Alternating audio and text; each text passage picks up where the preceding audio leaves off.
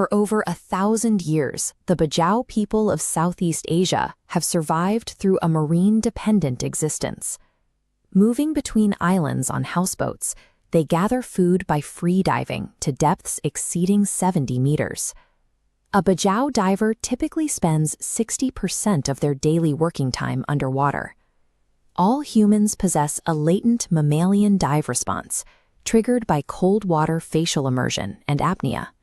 This response immediately initiates bradycardia to lower oxygen consumption and peripheral vasoconstriction to redistribute blood flow to the most hypoxia-sensitive organs. The final mechanism of this survival response is splenic contraction. The spleen acts as a biological scuba tank, contracting to inject a concentrated supply of oxygenated red blood cells into the circulatory system. While every human has this capability, the dive times recorded in the Bajau push far beyond the known limits of this standard response. Their daily performance suggests a unique biological advantage that defies the baseline of human physiology. This creates a fundamental question for evolutionary biology. Are these abilities a plastic response, the result of a lifetime of training, or have the Bajau adapted at the genetic level? To find the answer, researchers compared the Bajau to their closest geographic neighbors, the Saluan. Unlike the marine-dependent Bajau, the Saluan are terrestrial farmers who do not engage in freediving. The study focused on a specific phenotype, the absolute size of the spleen. Because a larger spleen holds a larger reservoir of oxygenated cells, it was the most likely source of the Bajau's superior dive capacity. Proving a genetic adaptation required a three-step validation: verify the physical anomaly, isolate it from lifestyle factors, and identify the exact genomic sequence. Documenting human evolution requires bridging this gap, connecting a visible physical trait to an invisible mutation in the genome.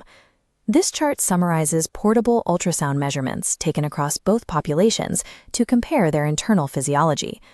The median lines reveal a clear distinction. The Saluan data in red shows a standard spleen size, while the Bajau data in blue indicates substantially larger organs. One could argue this is simply a physical response to exercise. Perhaps the spleen, like a muscle, enlarges when it is used daily for breath holding. However, the data within the Bajau population itself tells a different story. Non-divers within the community possess spleens just as large as the active daily divers. Because this enlargement is present without environmental training, it is an inherited genetic trait rather than a plastic response to diving activity. The challenge of population genetics is filtering out the background noise.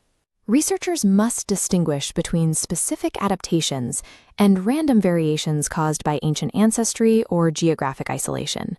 This principal component analysis maps the genetic proximity of groups across Asia. Zooming into the center of the plot shows how closely the Bajau triangles in cyan cluster with the Saluan triangles in orange. Despite diverging 16,000 years ago, they remain genetically similar.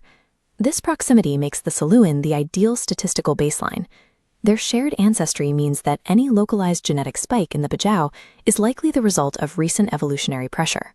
With the demographic structure established, the team could perform a scan for natural selection, identifying allele frequencies that deviate wildly from this shared baseline. The genomic selection scan looked for single nucleotide polymorphisms that changed more than expected based on the genome-wide covariance pattern. The scan immediately flagged BDKRB2, a gene known to influence the human diving reflex. This validated that the search was accurately detecting hypoxia-related adaptations. The most significant finding appeared on chromosome 6, where 3 independent datasets converged on a single point. The top graph shows a massive peak, indicating intense natural selection.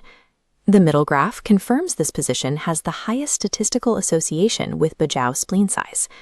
Finally, the bottom graph correlates this mutation directly with altered expression of the PDE10A gene.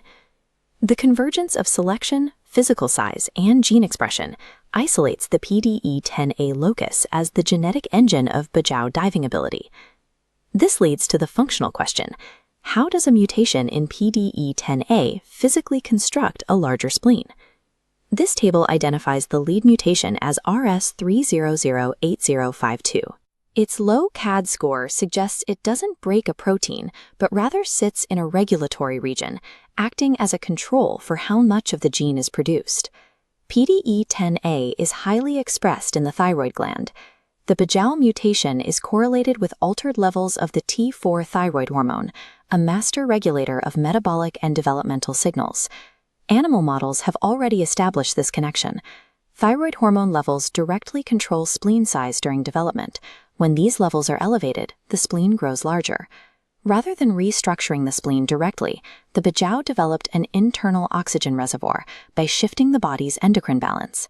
Mapping this evolutionary pathway provides a clinical roadmap for modern medicine, moving the research from anthropology into the realm of acute care. Acute hypoxia is the primary threat in severe medical crises, including cardiac arrest, major surgeries, and intensive care emergencies. Low oxygen environments are also critical to oncology. The survival and proliferation of solid tumors depend on how they adapt to hypoxic conditions within the body. By understanding how the Bajau safely tolerate oxygen deprivation, researchers can explore the PDE10A thyroid axis as a potential therapeutic target for these life-threatening conditions. By combining ancient population demographics with modern genomics, we expose biological mechanisms that provide a framework for future hypoxic treatments.